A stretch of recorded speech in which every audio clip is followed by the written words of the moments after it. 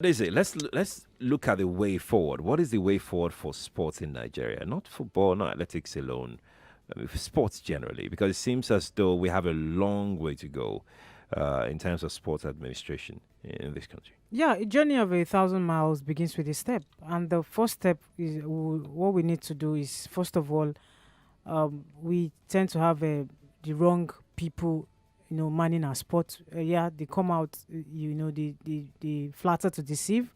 Mm. We think that they are with us, really they are not with us. They are there for their selfish interest. We need to have this reorientation. We need to purge ourselves of every anarchy. Yeah, and then if these two factions, because whether we like it or not, even if, yeah, I mentioned dissolving, that's out of anger, but if we dissolve them, they will find a way to recall, because these guys feel they feel this level of entitlement that they are the right ones, but only if they will bury the hatchet, come together. What do you want? Dialogue.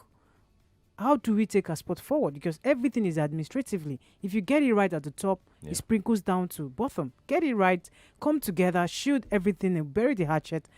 And then some of these athletes, some of them, age is not really on the side. Then start a program, a project. How do we get new athletes on board? Camp them. I talked about camping them for a year. If you camp some of our, if in under these harsh circumstances, we're able to get 2 medals, very poor, but then camp them probably in one place in a year. Let them train morning, evening, maybe around 2023. Because the Olympics is going to come in 2020. A year before then, not 6 months, not fire brigade approach. Another of our Achilles heel is fire brigade approach. 2, 3, 4, 5 months to the Olympics, then we begin to assemble them, we begin to hurry them. No. Let them be exposed to international facilities. Let them be comfortable, because sometimes their welfare packet is so poor that they live in probably almost poverty.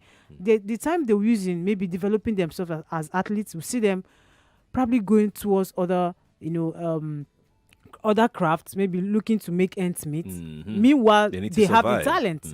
But so let's make our athletes' life better. Keep them somewhere. Let there be a camp. Expose them. Let them train effectively. Let everything be organized. Logistics, travel, kits. As it stands now, apart from Puma, I'm looking at other brands. How do they come in? Everyone is aware of what happened. That's a big question. How do they come in? Because we've already sold our image in a very bad light. I was going to talk to you about government interference because I've had this conversation with quite a number of sport heads, and they seem to think that we don't have sports people running sports in Nigeria. Absolutely. That is why we're here. Yes, it may not always be sports people all the time, but because of how the past politicians have failed us, we are now clamoring for sports people because they've been there before. Look at Bayosa. Look at how Daniel Gali, apart from his involvement, he's the commissioner for sports in that state. Look at how sports seem to have, had a glimpse of light. On Sunday, we celebrated the both teams, male and female. They won the ITO Cup.